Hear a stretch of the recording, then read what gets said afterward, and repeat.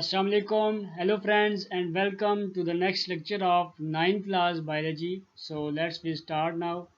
Biology 9, chapter number 2, solving a biological problem. First, malaria was described as disease of chills by the physicians.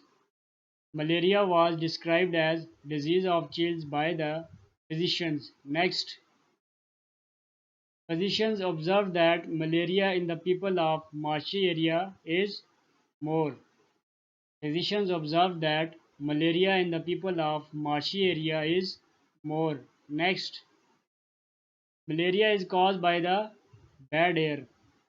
Malaria is caused by the bad air. Next, the word malia is Italian. The word malia is Italian. Next, the word malia means bad. The word malia means bad. Next, the area is a word of which language? Italian. The area is a word of which language? Italian. Next, the word area means air. The word area means air. Next, in 17th century, which new world was discovered? America.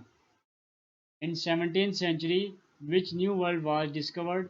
America. Next, what happened when the volunteers who drank the stagnant water from the marshes regarding the malaria did not get malaria?